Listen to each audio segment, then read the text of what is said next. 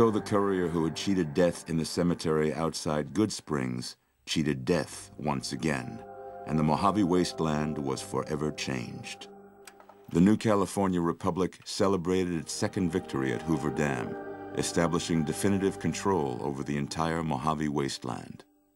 Soon after, they negotiated terms to annex the Strip, Freeside, and many surrounding communities.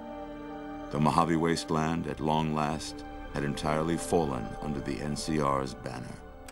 The courier, fair and even-handed in his dealings throughout the wasteland, was honored by the NCR for his support of the military at Hoover Dam. He was presented with the Golden Branch, the highest civilian decoration given by the Republic. Tabitha and Rhonda went east, through Caesar's Land. Occasionally, tales of their exploits found their way back west, though few believed them. Eventually, the stories concerning the duo were collected and published, and proved to be quite popular with children. Invigorated by his travels with the courier, Raul once more took up his guns in memory of his lost Rafaela. Soon after, the Mojave was filled with tales of the ghost vaquero who hunts down those who prey on the weak. With the help of the gun runners, the Boomers developed a healthy trading relationship with the NCR. Eventually, the Boomers began wandering out into the wasteland while still preventing outsiders from entering Nellis. The Brotherhood and the NCR in the Mojave Wasteland declared an official truce, despite continued hostilities between the two in the West. As per their agreement, the NCR handed over all suits of salvaged power armor, and in return, the Brotherhood helped patrol I-15 and Highway 95. Despite her departure from the group, the Brotherhood's peace treaty with NCR came as some relief to Veronica. Though she remained friendly with surface patrols, she was never again permitted to enter the bunker she once called home. Fearing for the safety of anyone she associated with, she continued her solitary life as a scavenger. Their leaders destroyed by the courier, the fiends scattered throughout the wasteland. Without the organization of Motor Runner, Cook, Violet, and driver Nephi, they were easy prey. After the NCR's victory at the dam, in part thanks to follower medical support, NCR allowed the followers to care for refugees as they see fit. Old Mormon Fort expanded its services and was able to aid more people, becoming a refuge for the less fortunate citizens of New Vegas.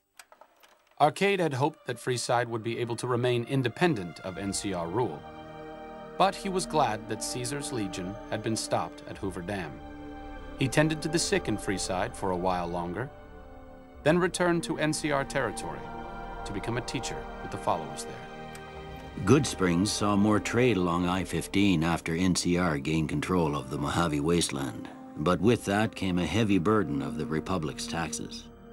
Some old-timers, unable to handle the cost, were forced to move on, grumbling all the while. In the years following the destruction of Cassidy caravans, NCR used evidence of the plot to Blackson Caravan and the Van Graffs. NCR enacted strict trade laws with little resistance, strengthening their supply lines and their position in the Mojave. Cass survived to see the NCR flag flying proud over Hoover Dam, and thought for a moment, this is what a hero must feel like. She was about to tell the courier not to get too proud of himself. Then she figured, he knew that already. That night, Cass kicked in the door of his room to celebrate, only to find the man on the bed was an NCR soldier whose barracks had been destroyed. He was cute, though, so after having her way with him, she got the hell out, leaving an empty whiskey bottle as a note. As she walked along the dam in the night, she felt drunk, content, and happy to be alive. Which to her was the whole point of it all. During the Battle of Hoover Dam, the Great Khans quickly evacuated Red Rock Canyon and headed north and east into the plains of Wyoming.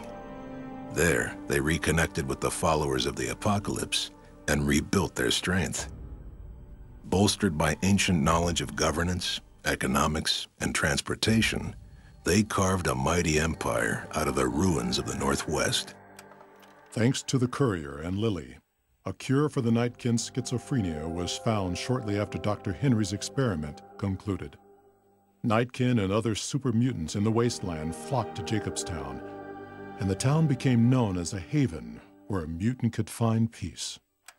Lily continued to take her medicine at half doses, and although she remembered her grandchildren, her mind remained muddled and confused.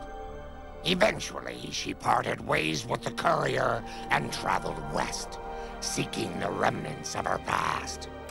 As the NCR moved to secure the region, the occupation of Freeside proved especially problematic. Things remained tense due to numerous incidents, though the Kings were still in nominal control of the area. After Ray's brain was transplanted into Rex's cybernetic body, it took Rex some time to adjust to the old scrapyard dog's memories. Eventually, Rex's mind settled peacefully, melding his own memories with that of long travels with old Lady Gibson. Shaped up by the courier's advice, the Misfits distinguished themselves during the Legion's attack on Camp Golf. Mags was finally promoted to sergeant, and the rest of the Misfits received an official commendation. They continued to serve with distinction for many years. Though Novak was a low-priority target for the Legion, many of Novak's citizens died in its defense. In the weeks that followed, several bright followers returned to Novak to help restore its defenses, allowing it to remain independent of NCR. Looking for a place where he could be of some use, Boone found himself re-enlisting with his old unit. Though his regrets remained in his thoughts, they coalesced into a purpose, and Boone embraced it. After Hoover Dam, the leaderless powder gangers at the correctional facility vanished into the wastes, leaving the prison empty. The correctional facility became another abandoned ruin in the wasteland, its carcass occasionally picked over by enterprising prospectors. After the majority of the Vault 19 powder gangers joined the Great Khans, the weaker members scattered throughout the Mojave Wasteland. Though a few managed to erase their past, most never survived the journey. Prim Slim proves to be an able-minded, if not able-bodied, sheriff for Prim. And due to his slow speed, some crooks get away without a scratch. But Prim continues to prosper under his watchful, robotic eye.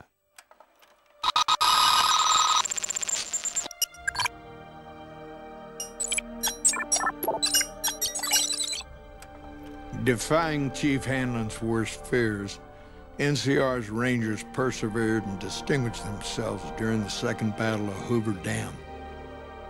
The Rangers, along with NCR's many troopers, shared the glory of victory. Hanlon wisely stayed out of the spotlight, crediting General Oliver's leadership for NCR's success. After a brief fanfare, Hanlon stepped down as chief and returned to the peace and quiet of his ranch outside of Redding. After their bold arrival at Hoover Dam, the remnants disappeared as quickly as they came. Legends of their power spread throughout the Southwest, a reminder of why people once feared the sight of vertibirds in the sky. And so the Courier's Road came to an end, for now. In the new world of the Mojave Wasteland, fighting continued, blood was spilled, and many lived and died just as they had in the old world. Because war never changes.